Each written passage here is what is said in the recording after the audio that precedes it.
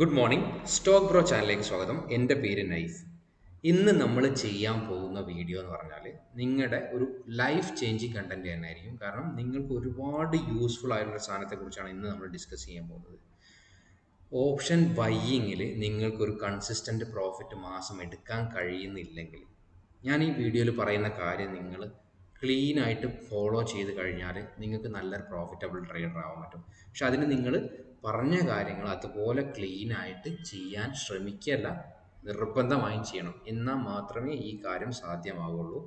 Okay, അപ്പോൾ option buying ചെയ്യുമ്പോൾ നിങ്ങൾക്കറിയാം എല്ലാവർക്കും വരുന്ന മെയിനായിട്ടുള്ള ആദ്യത്തെ പ്രശ്നം എന്തായിരിക്കും? കുറേ ദിവസം എനിക്ക് പ്രോഫിറ്റ് ആയിരുന്നു ഓപ്ഷൻ ബൈയിങ് ചെയ്തിട്ട്, പക്ഷേ ഒരു ദിവസം എൻ്റെ എല്ലാ പ്രോഫിറ്റും പോയി എന്നുള്ളത് പലരും പറയുന്നത് കേൾക്കാം. പിന്നെ നമ്മൾ എന്ത് ചെയ്യും? നെക്സ്റ്റ് ഡേ മുതൽ ആ ഒരു ലോസ് റിക്കവർ ചെയ്യാനുള്ള മൈൻഡ് സെറ്റോട് കൂടിയായിരിക്കും ട്രേഡ് ചെയ്യുക. അത് പിന്നെയും ലോസ് വരും. പിന്നെ നമ്മൾ റിവഞ്ച് ട്രേഡ് ചെയ്യും, പിന്നെയും ലോസ് വരും. അങ്ങനെ നമ്മുടെ ക്യാപിറ്റൽ സീറോ ആയിട്ടുണ്ടാവും മിക്ക ആളുകളുടെ പല സമയങ്ങളിലും.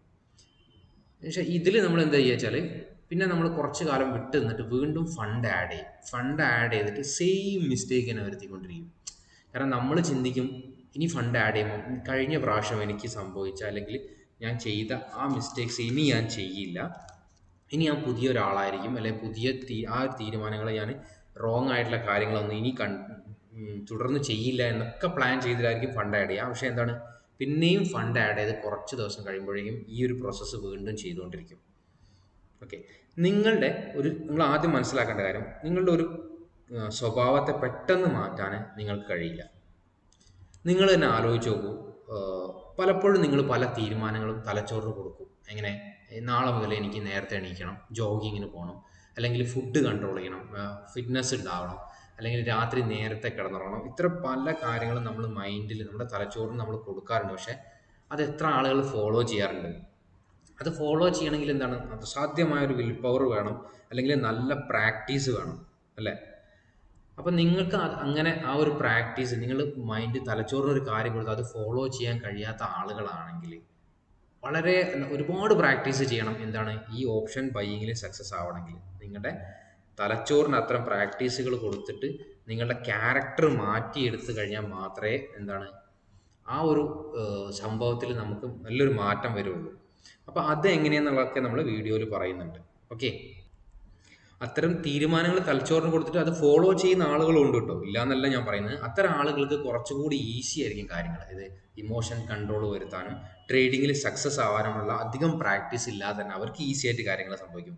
എന്നാൽ ഇത്തരം ഒരു വിൽ പവർ ഇല്ലാത്ത ആളുകൾക്ക്, അല്ലെങ്കിൽ നമ്മൾക്ക് ഒരു പ്ലാൻ ചെയ്ത കാര്യങ്ങൾ അത്രക്കും ഫോളോ അപ്പ് ചെയ്യാൻ കഴിയാത്ത ആളുകൾക്ക് കുറച്ചുകൂടി പ്രാക്ടീസ് മൈൻഡിന് അല്ലെങ്കിൽ തലച്ചോറിന് കൊടുത്തു കഴിഞ്ഞാൽ മാത്രമേ ഓപ്ഷൻ ബൈയിങ്ങിൽ നിങ്ങൾക്ക് എന്താണ് ഒരു ഇൻകം ജനറേറ്റ് ചെയ്യാൻ പറ്റുള്ളൂ. ഒരു ഫിനാൻഷ്യൽ ഫ്രീഡം നിങ്ങൾക്ക് ആസ്വദിക്കണമെങ്കിൽ ഇത് നിങ്ങൾ തീരുമാനിക്കണം. ഇത് ഞാൻ ഇനി ഫോളോ ചെയ്യാൻ പോവുകയാണ്, ഇത് ഞാൻ എന്തായാലും ക്ലിയർ ചെയ്യും, എൻ്റെ ഈ മിസ്റ്റേക്സ് ഇനി ഒരിക്കലും ആവർത്തിക്കില്ല എന്നുള്ളതൊക്കെ പ്രോപ്പറായിട്ട് അങ്ങനെ ഒരു മൈൻഡ് സെറ്റ് ഇപ്പോൾ തന്നെ ക്രിയേറ്റ് ചെയ്തിട്ട് വേണം ഇനി വീഡിയോയിൽ അങ്ങോട്ട് ശ്രദ്ധിക്കാൻ വേണ്ടിയിട്ട്. ഓക്കെ,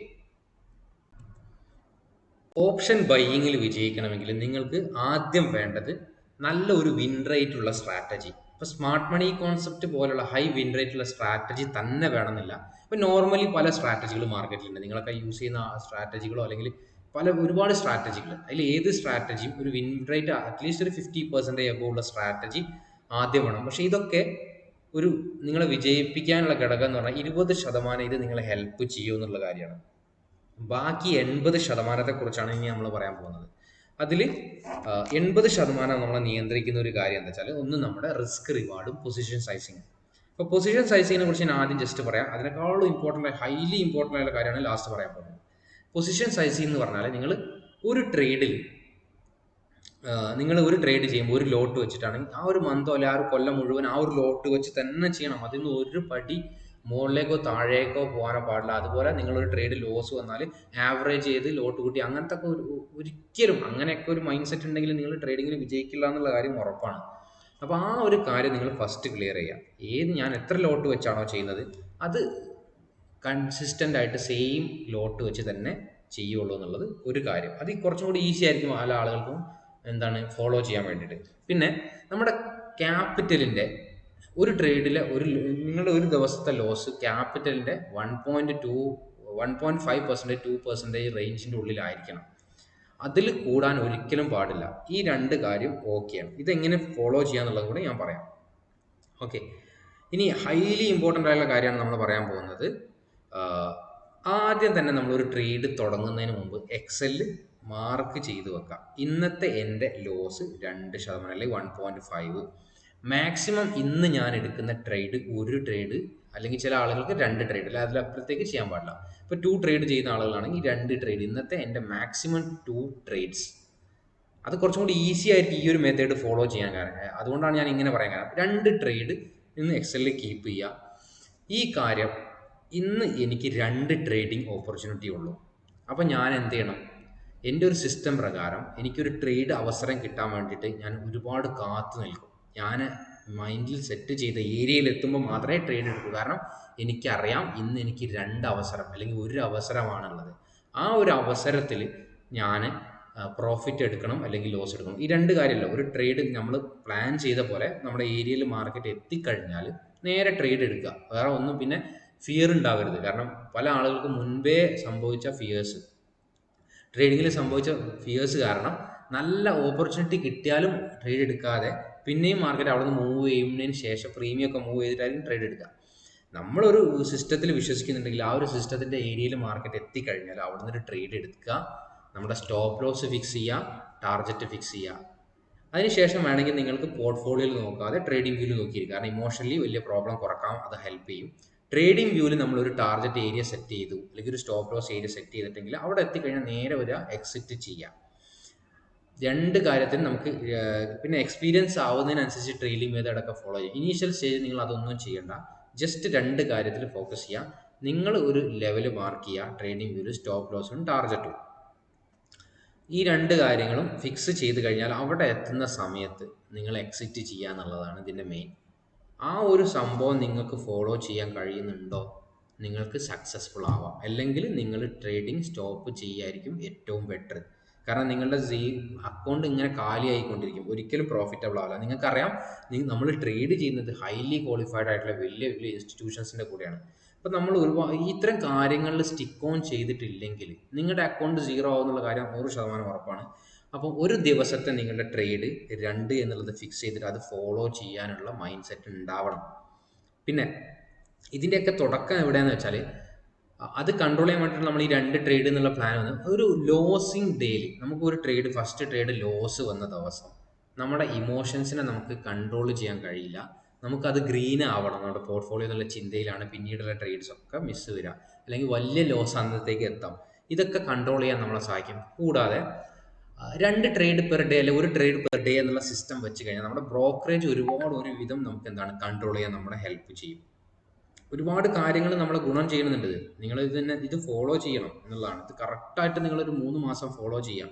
ഫോളോ ചെയ്ത് കഴിഞ്ഞാൽ നിങ്ങൾക്ക് നല്ല റിസൾട്ട് ആവും. ഇനിയിപ്പോൾ നിങ്ങൾ ഡയറക്റ്റ് ലൈവ് അക്കൗണ്ടിൽ ചെയ്യാൻ ബുദ്ധിമുട്ടുള്ള ആളുകൾ പേപ്പർ ട്രേഡ്, നല്ല സെയിം സിസ്റ്റം പോലെ വർക്ക് ചെയ്യുന്ന പേപ്പർ ട്രേഡ് ചെയ്തിട്ട് ഈ കാര്യങ്ങൾ ഫോളോ ചെയ്തിട്ട് എക്സൽ ചെയ്തേക്കുക. ഇന്ന് ഏതൊക്കെ ട്രേഡ് എടുത്തു, ഇന്ന് എൻ്റെ ലോസ് എത്രയാണ്, പ്രോഫിറ്റ് എത്രയാണ്.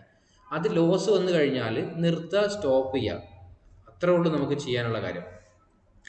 പല സൈക്കോളജിസ്റ്റിൻ്റെയും ഒരു വിരുദ്ധ അഭിപ്രായം എന്താ വെച്ചാൽ, നമുക്കൊരു ഫിനാൻഷ്യൽ മാറ്റേഴ്സിൽ ഒരു ദിവസം 1 അല്ലെങ്കിൽ 2-ലധികമോ റൈറ്റ് ഡിസിഷൻസ് എടുക്കാൻ കഴിയില്ല എന്നാണ്. അപ്പോൾ നമുക്ക് 2 ഡിസിഷൻസ് തെറ്റിക്കഴിഞ്ഞാൽ നമുക്ക് പിന്നീട് വരുന്ന നമ്മുടെ ഡിസിഷൻസ് ഒക്കെ ഹെവി റോങ് ആയിരിക്കും. ആ ഒരു കാര്യം കൂടി ആഡ് ചെയ്തിട്ടാണ് നമ്മൾ ഇങ്ങനെ ഒരു സിസ്റ്റം ഉണ്ടാക്കിയത്. അപ്പോൾ ഫിനാൻഷ്യൽ കാര്യങ്ങൾ നമുക്ക് ഒരു ദിവസം ഒരു ഹ്യൂമന് ഒരു 2 ഡിസിഷൻസേ എടുക്കാൻ അധികം ചാൻസ് ഉള്ളൂ. അപ്പോൾ അതുകൊണ്ട് നമ്മുടെ ആ ഒരു സിസ്റ്റം നമ്മൾ ഫോളോ ചെയ്യുന്നു, 2 ട്രേഡ്. ഇങ്ങനെ നിങ്ങൾ ചെയ്തു നോക്കൂ. ഇങ്ങനെ ചെയ്തിട്ട് ഒരു 3 മാസം നിങ്ങൾ ഫോളോ ചെയ്തിട്ട് 3 മാസം നിങ്ങൾക്ക് പ്രോഫിറ്റബിൾ ആവുകയാണെങ്കിൽ മാത്രം ഫണ്ട് ആഡ് ചെയ്താൽ മതി. ഇനി അല്ലാതെ 10-20 ലോട്ടിൽ ചെയ്യുന്ന ആളുകളാണെങ്കിൽ ഒരു ലോട്ട് വെച്ച് ചെയ്യാം. ഈ 3 മാസവും കണ്ടിന്യൂസ് നിങ്ങൾക്ക് പ്രോഫിറ്റബിൾ ആയാൽ മാത്രം നിങ്ങൾ ഫണ്ട് ആഡ് ചെയ്യാം. കാരണം നിങ്ങളുടെ ആ ഒരു മൈൻഡ് സെറ്റ് ആ ലെവലിൽ എത്തിക്കഴിഞ്ഞോ നിങ്ങൾ ഉറപ്പ് വരുത്തിയിട്ട് അത് ഫണ്ട് ആഡ് ചെയ്ത് ട്രേഡ് ചെയ്യാൻ പറ്റില്ല. നിങ്ങൾക്കറിയാം, ഓപ്ഷൻ ബൈ എന്ന് പറഞ്ഞാൽ ഹൈലി റിസ്ക് ഉണ്ട്. കാരണം നമുക്ക് തീറ്റ ഡീക്കേൻ്റെ പ്രോബ്ലം ഉണ്ട്, ഒരുപാട് വിഷയങ്ങൾ ഇതിലുണ്ട് അല്ലേ. നമുക്ക് ടൈം കഴിയുന്നതിനനുസരിച്ച് നമ്മൾ പ്രോഫിറ്റ് ആയില്ലെങ്കിൽ വേഗം നമുക്ക് എന്താണ്, നമുക്ക് തീറ്റ ഡീക്ക് വന്നിട്ട് നമുക്ക് സ്റ്റോപ്പ് ലോസ് ഹിറ്റ് ആവും. അപ്പം നമ്മൾ എപ്പോഴും എൻട്രി എടുക്കുമ്പോൾ ഒരു മൊമെൻ്റ് ഉള്ള ഏരിയയിൽ നിന്ന് ഓപ്ഷൻ ബൈങ് ചെയ്യാൻ പാടുള്ളൂ. സ്മാർട്ട് മണിയൊക്കെ ചെയ്യുമ്പോൾ നമുക്ക് മൊമെൻ്റ് ഉള്ള ഏരിയകൾ, ആളുകളുടെ ലിക്വിഡിറ്റി സ്റ്റോപ്പ് ലോസ് എടുക്കുന്ന ഏരിയകളിലായിരിക്കും ട്രേഡ് വരിക. അപ്പോൾ പെട്ടെന്ന് മൊമെൻ്റ് ഉണ്ടാവും, പ്രീമിയംസും കൂടും.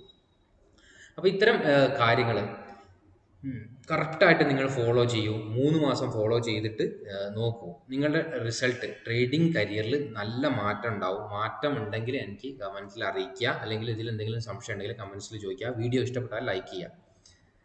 ഞാൻ പറഞ്ഞ പോലെ റൂൾ ആരും തെറ്റിക്കരുത്. തെറ്റിച്ച് കഴിഞ്ഞാൽ പിന്നെ നിങ്ങൾ ട്രേഡിങ് നിങ്ങൾക്ക് ഉറപ്പിച്ചോ നിങ്ങളുടെ ക്യാപിറ്റൽ സീറോ ആവും എന്നുള്ള കാര്യം. അപ്പോൾ അതുകൊണ്ട് ആ ഒരു മൈൻഡിൽ ഇത് കാര്യം വെച്ചിട്ട് വേണം റിവെഞ്ച് ട്രേഡ് ചെയ്യലും ആവറേജ് ചെയ്യലും ഇത്തരം കാര്യങ്ങളൊന്നും ഒരിക്കലും ഒരു ട്രേഡർക്ക് എന്താണ് ഗുണം ചെയ്യില്ല.